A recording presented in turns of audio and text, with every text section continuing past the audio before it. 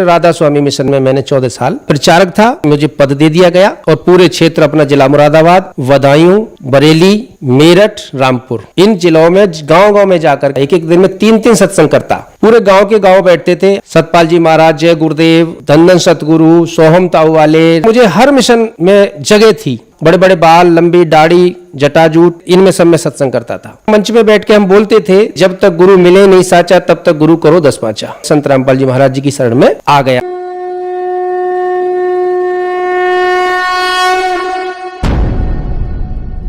नमस्कार सर। नमस्कार जी। सर क्या नाम है आपका? योगेंद्र सिंह। योगेंद्र जी आप कहाँ से हैं? तहसील चंदौसी, जिला संभल, उत्तर प्रदेश। सर संत रामपाल जी महाराज से नाम दीक्षा आपने कब ली? संत रामपाल जी महाराज जी से नाम दीक्षा 8 अगस्त 2014 को ली। सर संत रामपाल जी महाराज से नाम दीक्षा लेने से पहले क्या आप कोई भक्ति साधना भी करते थे? जी, पहले हम जो पारंपरिक मतलब घरेलू अपनी जो सामाजिक पूजाएं थी, जैसे परिवार में होती हैं, गोरखनाथ की पूजा करना, जहारवीर की पूजा करना, शंकर जी की पूजा करना, दुर्गा जी की पूजा करना, ये सभी हमारी जो होती थी, तो उसमें हम सबसे ज़्यादा शंकर जी को मानते थे। और शंकर जी का हमारे यहाँ मंदिर है, तो उस मंदिर में हम जा कर के सुबह ही साफ सफाई करना, नहाना धुबाना, फिर चालीसा करना, शिव चालीसा, तो ये सब हम करते रहे। वो हमारी अवस्था बीत गई, कोई 12-13 साल के हम हो गए बचपन से। जब मैं पढ़ने बैठा था, 11 वर्ष की अवस्था थी मेरी, तो उस समय सर क्या हुआ कि मैं चौथी क्लास से रामायण पढ़ने लगा।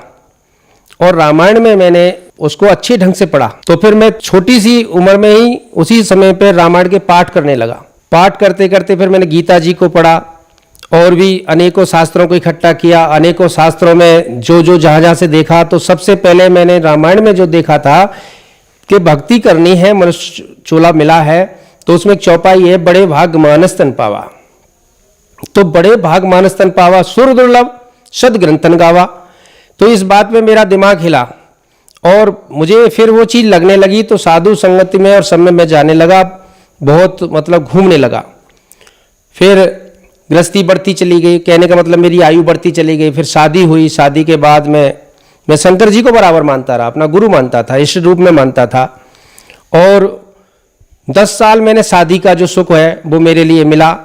उसके बाद मैं दुर्गा जी को मानने लगा, दुर्गा जी के फिर व्रत रखने लगा, चालीसा करने लगा। तो त्रयोदशी की मैं जो है हवन कराता था। तो मेरे त्रयोदशी का हवन कराने के बाद उसी वर्ष मेरी पत्नी का, जो 10 वर्ष मेरे साथ रही, उसका जो है उसने सुसाइड कर लिया, यानी कि वो इस संसार से शरीर छोड़ गई।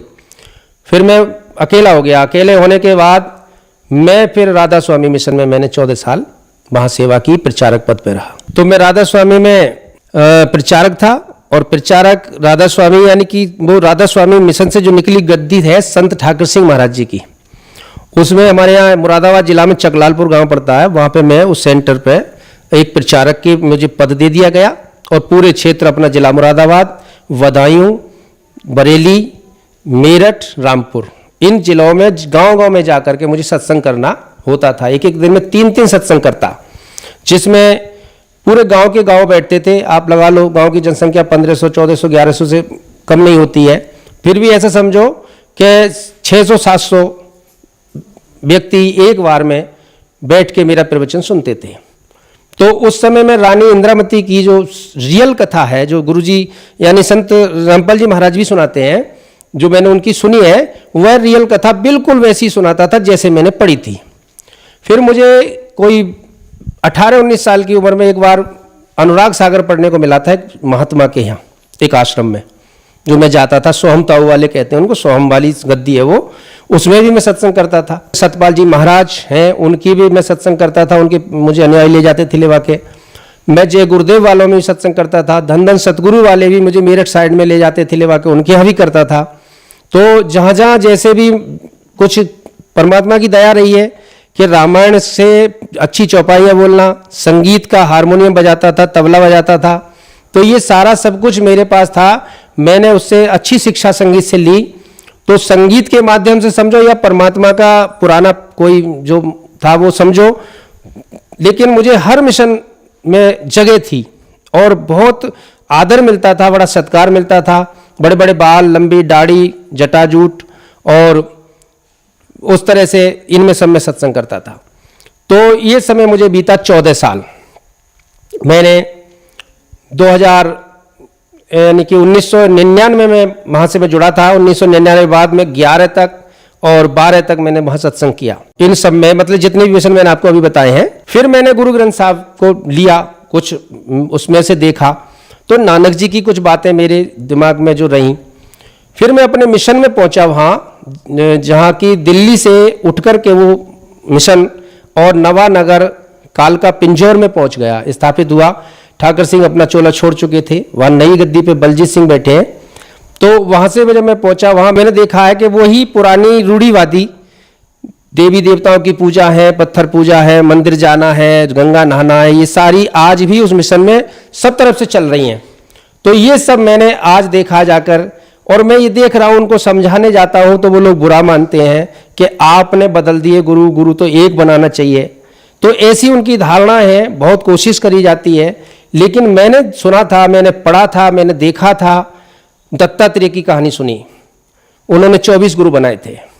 हम भी उस मिशन में हमें गाइडलाइन मिली हुई थी कि सब जो और मिशनों से हैं उनको तोड़ो और इधर जोड़ो।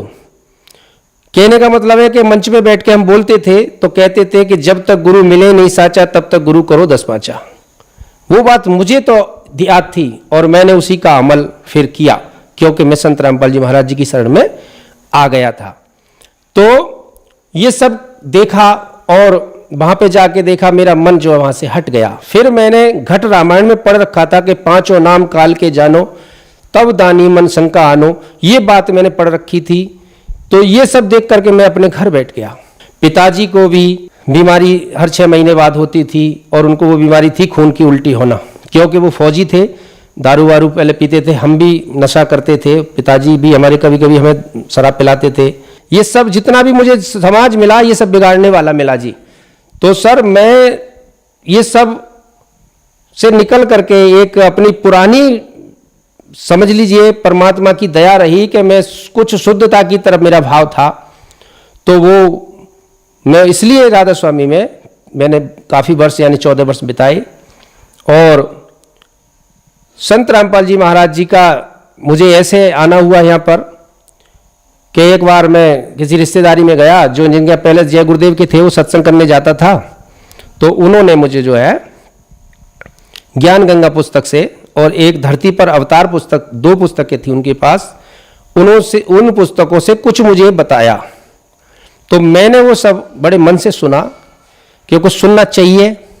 बाजी बाजी मैंने देखा अभी जिनको ज्ञान हो जाता है, बड़ी बड़ी जटाजूट वाले होते हैं, वो दूसरों का नहीं सुनते हैं, अपना सुनाते हैं, फिर वो अपना ही रखते हैं, किसी को और को नहीं मानते हैं। तो ये एक अहंकार होता है। तो इसमें ज्ञान का मतलब है कि ज्ञान सुनो और सुनाओ। वो इस तरह से मैंने सुना। सुनने के बाद मुझे थोड़ी सी प्रेरणा हुई और मैंने उनसे कह दिया कि मुझे लेके चलना जी संत रामपाल जी के यहाँ, मैं देखना चाहता हूँ।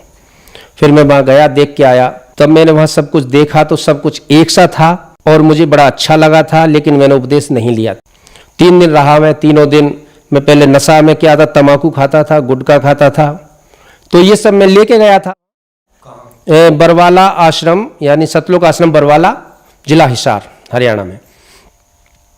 तो वहाँ जैसे मेरी तलाशी ली गई तो मुझसे पूछा गया कि ये क्या है, कि मैंने कि ये तम्बाकू है। बोले इसे नहीं खाना है, ये गंदी चीज़ है, कैंसर होता है, ये सब कुछ इस पर छपा हुआ है, आप फिर भी खाते हो।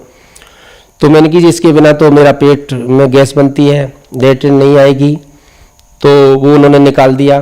फिर उन्होंने एक डिब्बी निकाली, ये क्या है, मैंने मंजन है जी। बोले मंजन काय का है, इसमें भी देखो तम्बाकू का मंजन है, मूसा का गुल बोलते हैं उसको। वो निकाल दिया। मैं 4-5 तरह के तम्बाकू लेके गया था।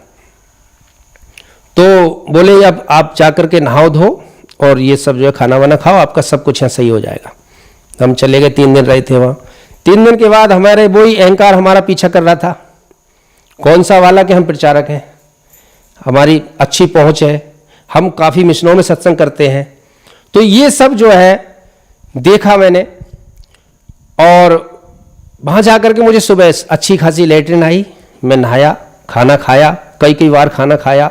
खाना देखा तो देसी घी का था, फिर भी मन में ये रहा कि ये जो है मैं जाकर के अगर यहाँ से उपदेश ले जाऊं तो सारी संगत को क्या कहूँगा, जो मेरे पीछे सुनते हैं, गाँवों में मुझे बुलाते हैं, घर घर मेरी मानता है, और प्रचारक मुझसे ईर्ष्या करते हैं कि इनको ज़्यादा पूछा जाता है, हमको कम पूछा जाता है, तो ये सब कैसे। तो मैंने वहाँ उपदेश नहीं लिया जी। सतलोक आश्रम बरवाला में मैं चला आया। काफ़ी इन जो अनुयायी थे, यानी कि जो इनके संत रामपाल जी महाराज जी के शिष्य थे, उन्होंने बहुत कहा था कि आप गलत जा रहे हो, आप ऐसे तीर्थ को छोड़ के जा रहे हो जहाँ से आपको आप इसमें गोते लगा के जाना चाहिए। तो मैं चला आया। आने के बाद मैंने घर में रहा, मुझे 8 दिन हो गए बिना तम्बाकू खाए। पहला चमत्कार देखा मैंने संत रामपाल जी महाराज जी का कि मुझे 8 दिन हो गए बिना तम्बाकू खाए, कोई इच्छा नहीं, और कोई आता है खाने वाला तो मुझे दूर हट, पीछे हट जा, तेरे से बदबू आ रही है, ऐसा मुझे महसूस हुआ, जबकि उपदेश नहीं लिया था मैंने। मुझे 8 महीने बीत गए इस तरह से। 8 महीने जब बीत गए, जिन भगत जी ने मुझे चेताया था, संत रामपाल जी महाराज जी के जो अनुयायी थे, उन्होंने जो चेताया था मुझे, जो मेरे अंदर चेतना जगाई थी कि पूर्ण संत जिसके लिए आप कहते हो कि तत्वदर्शी संत गीता जी के अनुसार अध्याय 15 श्लोक 1 से लेकर 4 तक जो पहचान बताई है, जो सब कुछ ब्यौरा दिया है, जो सब कुछ बताया गया है, वो संत रामपाल जी महाराज हैं। और आज आप जो है चले आए हो, आपने देख भी लिया, अच्छा भी बता रहे हो, आप कब चलोगे। तो मैंने उनसे कहा था कि जी ठीक है, अब जब आप चलो तो मुझे ले चलियो। फिर वो 6 अगस्त को लेके गए थे, 6 अगस्त 2014 में। मैंने 8 अगस्त 2014 को वहाँ से फिर मंत्र लिया, उपदेश लिया, उनकी शरण ग्रहण की संत रामपाल जी महाराज। सर, संत रामपाल जी महाराज से नाम दीक्षा लेने के बाद क्या आपको भी लाभ प्राप्त हुए? हाँ जी, जब हम पहले बहुत दुखी थे और 14 साल ठाकर सिंह महाराज जी की शरण में रहने के बाद भी, और मैं घर का कोई काम नहीं करता था, मेरा काम था सिर्फ यही प्रचार करना, यानी कि भक्तों की संख्या बढ़ाना, यानी कि भक्ति पे लगाना। उसके बाद भी हमारे घर की स्थिति बहुत नाजुक थी, यानी कि हमारे जो भैंस पशु जो थे वो बहुत परेशान दुखी थे, क्योंकि काम हम तो करते नहीं थे, और खेती बाड़ी भी हमारी बटाई पे होती थी, और घर में मुकदमा बीमारी सब रहती थी। जो मैंने पीछे बताया था कि पिताजी को हमारे क्यों खून की उल्टी होती थी, उनको बीमारी घोषित करती थी टीबी की। तो मैं संत रामपाल जी महाराज जी की जब शरण में गया तो 1 महीने पहले गया, 8 अगस्त 2014 को। उसके बाद मैंने घर आकर ये सारा नियम किया। नियम करने के बाद पिताजी को अच्छा लगा, पिताजी ने जाकर संत रामपाल जी महाराज जी की शरण ली और पिताजी ठीक हो गए। उनको खून की उल्टी होती थी, जैसे टीबी बोलते हैं, कई प्रकार की डॉक्टर कहते हैं टीबी होती है, बलगम खांसी वाली भी होती है, तो उनको खून की उल्टियाँ होती थी। तो वो जो है पिताजी ठीक हुए, आज तक कभी उनको खून की उल्टी नहीं हुई, कभी उनको ज़्यादा पैसा नहीं लगा, कभी कोई बुखार खांसी या ठंड हो जाती है वो बात अलग है, लेकिन आज वो सही है, स्वस्थ है, और उनको द्वितीय मंत्र भी प्राप्त है, और वो खूब हष्ट-पुष्ट है इस समय। तो हमारी आर्थिक स्थिति, जो लाभ पूछ रहे हैं ना आप, तो आर्थिक स्थिति सुधरती चली गई। वही खेती हमें खूब धन देने लगी, यानी कि पैदावार बढ़ गई, और बटाई पे ही होती है, फिर भी हम आज खुशहाल है। हमारे सारे मकान भाइयों के अलग अलग बन गए उसी खेती से, 2 पैसे का कोई इधर उधर से नहीं है, और हम जो है आज खुशहाल जिंदगी जी रहे हैं। मेरे जिस समय मैं सत्संग 14 साल करता हुआ, उस मिशन में 3-3, 4-4 घंटे का प्रोग्राम देता था, कई दिन में प्रोग्राम करता था, और 7-7 घंटे रात को भजन करता था, आंख बंद करके, कान मूंद के, राधा स्वामी मिशन में। तो भी मेरे लिए बीमारी थी, पाइल्स बोलते हैं क्या इसको, मतलब हमारे यहाँ हिंदी में बवासीर कहते हैं, वो बीमारी थी। तो मेरे लिए साल भर में 3 बार ब्लड जाता था, वो मेरी ठीक हुई, और धन की आज कोई स्थिति हमारी बहुत अच्छी है, आर्थिक स्थिति बढ़िया हो गई, ये सबसे बड़ा लाभ। और सबसे बड़ा लाभ तो मिला आध्यात्मिक ज्ञान, जिसके लिए ये जीवात्मा मनुष्य चोला धारण करके संसार में आती है। कहते हैं ना कि बड़े भाग मानस तन पावा, जो मैंने रामायण से सुना था, सीखा था, वो बड़े भाग मानस तन पावा। आज संत रामपाल जी महाराज जी के शिष्य इस तन की पूरा लाभ उठा रहे हैं, वो ही भाग्यशाली हैं। मैं ये कहना चाहूंगा आपके इस मीडिया के माध्यम से, सारे संसार की तक मेरा मैसेज जाना चाहिए, क्योंकि ये बड़े भाग वही है जो भक्ति करेगा, भाग्यशाली वही है, उसका ही तन भाग्यशाली है, बड़े भाग वाला है जो सत भक्ति करेगा, जो कि संत रामपाल जी महाराज जी बताते हैं। और मेरी माँ को मतलब जो है बीपी का जो रहता था और उनकी जो फैट ज़्यादा बढ़ी हुई वैसे, तो वो भी परेशान रहती थी, लेकिन नाम लेने के बाद उनको भी लाभ अच्छे हैं। सर, आप राधा स्वामी पंथ में 14 साल तक प्रचारक रहे और सत्संग भी करते थे। फिर आप जय गुरुदेव पंथ में, धंधन सतगुरु, डेरा सच्चा सौदा पंथ में भी प्रचारक रहे। आपको इन पंथों में गुरुपद प्राप्त था। फिर आप संत रामपाल जी महाराज की शरण में आए। सर, जब आपको गुरुपद प्राप्त था तो फिर आप संत रामपाल जी महाराज की शरण में क्यों आए, क्या कारण रहा? देखिए जी, वो बात थोड़ी सी ये गलत है जो कहते हैं कि एक दूसरे के गुरु में क्यों शरण में गए, एक गुरु के आप शरण में पहुंच गए हो। बहुत से कहते भी हैं कि मैं अपने गुरु बना रखे हैं, हमने हमारे गुरु हैं जी, हमें कोई ज़रूरत नहीं है। लेकिन ऐसा नहीं है। ये मैं बोल चुका हूं कि जब तक गुरु मिले नहीं साचा, तब तक गुरु करो 10 पाँचा। ये परंपरा गुरु की, परमात्मा यानी बंदी छोड़, जिसको बंदी छोड़ कहा जाता है, तो उन्होंने ये परंपरा खुद 600 वर्ष पहले का आकर के डाली थी। वो स्वयं परमात्मा होते हुए भी उन्होंने काशी वाले जो रामानंद जी थे उनको गुरु धारण किया, गुरु की पदवी प्राप्त कराई थी कि आप मेरे गुरु बन जाइए। ये जो है परंपरा गुरु की है। अगर ये परंपरा नहीं है होती तो आज गुरु की आवश्यकता नहीं होती। बच्चा फिर जाता नहीं स्कूल पढ़ने, वो क्यों जाता बस्ता लाद के, उसकी किताबें यहीं बैग लाद देते शरीर पे और उसके कमर पे, और वो बन जाता अपना ग्रेजुएट, बन जाता डॉक्टर। लेकिन ऐसा नहीं है, गुरु की भी परंपरा जरूरी है। लेकिन जब तक गुरु मिले नहीं साचा, जब तक साचा गुरु ना मिले तब तक गुरु बदलते रहना चाहिए। ये ऐसा नहीं है। अब कुछ साधु संतों ने, महात्माओं ने ये बता दिया गुरुपति होता है, जैसे राधा स्वामी में बताया जाता है ब्यास वालों में कि गुरुपति होता है। तो बहुत सी माता बहनें कहती हैं कि हम तो गुरु बना चुके, अब नहीं बना सकते, तो वो गलत है। साचा गुरु मतलब क्या है? साचा गुरु वो है जो सबको सम दृष्टि से देखता है, सबको समान भाव रखता है, सबके ऊपर एक सी कृपा बरसाता है। मैंने अनेकों मिशन जो आपको गिनाए हैं सब देखे हैं, इनमें एक सी कृपा नहीं भक्तों के पास होती। उनके अनुयायी कहीं ना कहीं बैठने के पीछे झगड़ा करते हैं, खाने के पीछे झगड़ा करते हैं, ट्रेन में चढ़ने के पीछे झगड़ा करते हैं, और तमाम। तो ये देखिए सत्संग में भी वो आकर के एक दूसरे को ईर्ष्या रखते हैं। लेकिन संत रामपाल जी महाराज जी के आश्रम में मैंने कहीं भी ये नहीं देखा कि कोई भी ये कहता हो कि तुम यहां कैसे बैठ गए। अगर किसी के कुछ थोड़ा बहुत होता है तो कहते सत साहब जी भगत जी इधर हो जाओ।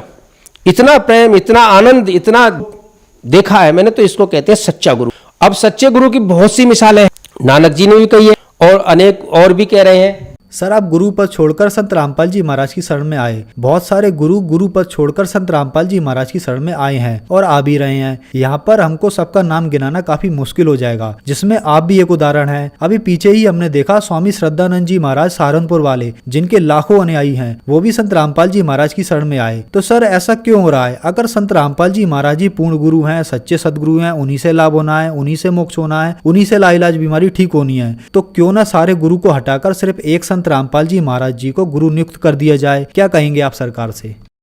मैं बिल्कुल कहना चाहूंगा सरकार से, और सरकार से ये कहना मतलब प्रार्थना भी करना चाहूंगा कि सरकार ने बहुत बड़ा गलत किया है, और सरकार आगे आकर के हाथ बढ़ाए और ये कहे और सभी को ये आदेश करे। सरकार का मतलब एक राजा होता है पूरे देश का, उसको कहना चाहिए, समझना चाहिए, क्योंकि तत्वदर्शी संत पूर्ण परमात्मा का रूप होता है। और अमर करूं सतलोक पठाऊं ताते बंदी छोड़ खाऊं, वो सारे बंधनों से मुक्त करता है। ये 600 वर्ष पहले यानी कि कबीर साहब जी कह गए थे अपनी वाणी में। और एक और सीधा साफ उदाहरण है कि परमात्मा कबीर है, वेदों में प्रमाण है, गीता जी में प्रमाण है। ये संत रामपाल जी ने साफ कर दिया और संतों ने नहीं किया था। दूसरी बात यह है कि संत रामपाल जी महाराज ने वो चीज निकाल के दी है जो आज तक छुपी हुई थी, जो किसी भी संत साधु महात्मा और पीठाधीश्वर को पता नहीं था। बड़े बड़े शंकराचार्य, बड़ी बड़ी संस्कृति को जगाने वाले, बड़े बड़े धर्म के प्रचार करने वाले भी नहीं जान पाए कि गीता जी के अध्याय 15 श्लोक 1 से लेकर 4 तक क्या लिखा है, गीता अध्याय 16 श्लोक 23 में क्या लिखा है, गीता अध्याय 18 श्लोक 62, 66, 63 में क्या लिखा है। ये कुछ नहीं है। लेकिन संत रामपाल जी महाराज जी ने आज वो क्लियर कर दिया, वो सबके सामने रख दिया। वो गागर में सागर यानी कि पूरा निकाल करके दे दिया। छोटी छोटी पुस्तकें, ज्ञान गंगा, जीने की राह, इन सब में पूरा भंडार भर दिया। मानव आज का पढ़ा लिखा है, जागृत है, समझदार है, वो भी जाने और सरकार को समझ लेना चाहिए कि संत रामपाल जी महाराज भारत के शिरोमणि हैं, भारत के उद्धारक हैं, भारत के समाज सुधारक हैं और भारत देश में नहीं पूरे विश्व में संत रामपाल जी महाराज जैसा ही संत इसमें शांति ला सकता और अन्यथा कोई नहीं ला सकता। मैं सरकार से यही कहना चाहूंगा। सर, जो श्रद्धालु आज आपको टीवी पर देख रहे हैं, आप उन्हें क्या संदेश देना चाहेंगे? देखिए, संदेश तो ये दास नहीं दे सकता, क्योंकि पहले ये जो भी था, जिस जाति में था, जिस धर्म में था, जो भी मानता था अपने आप को, वो पीछे की बात निकल गई, क्योंकि मैं उस चीज़ को भूलना चाहता हूँ मेरी स्थिति क्या थी, कैसा था। लेकिन आज मैं प्रार्थना करता हूँ कि संत रामपाल जी महाराज जी की जो कृपा उनके अनुयायियों पे, उनके उन भक्तों पे बरस रही है, उसे देख करके भी शिक्षा ले लेनी चाहिए। और संत रामपाल जी महाराज जी के शिष्य जैसा अगर भारत बन जाएगा तो विश्व को संदेश जाएगा, क्योंकि वो निडर, निर्भय, निर्वैर हैं और उनमें किसी तरह का छल कपट लालच नहीं है। वो कोई विकार नहीं करते हैं, किसी तरह की कोई भी किसी से घृणा नहीं करते हैं, कोई जातिवाद नहीं मानते हैं। ऐसा संत रामपाल जी महाराज जी का मिशन है और इसमें सभी लोग आकर के इसे ग्रहण करें और इसको अपनाएं और इस भारत भूमि को, इस धरती को एक स्वर्ग जैसा बनाने के लिए सभी जो है संत रामपाल जी महाराज की शरण में लें। ये तो मैं करूंगा प्रार्थना।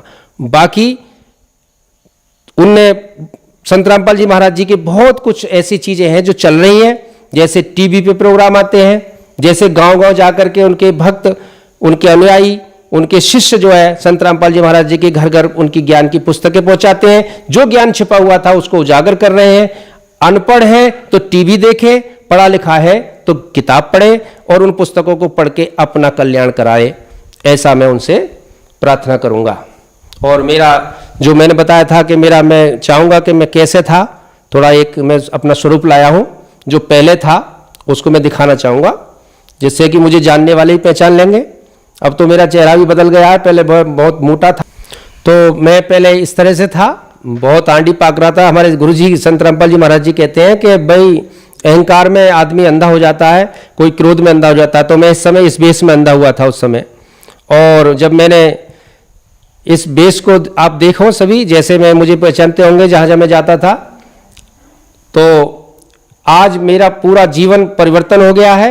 मैं यही प्रार्थना करूंगा सबसे कि अपने जीवन को सुखमय करें और शास्त्र अनुसार जिएं, क्योंकि परमात्मा का संविधान शास्त्र है, वेद हैं और हमारे पवित्र ग्रंथ हैं। इन सब में जो जो छिपा हुआ रहस्य था, जो जो छिपा हुआ ज्ञान था, वो संत रामपाल जी महाराज जी ने निकाल करके दे दिया है।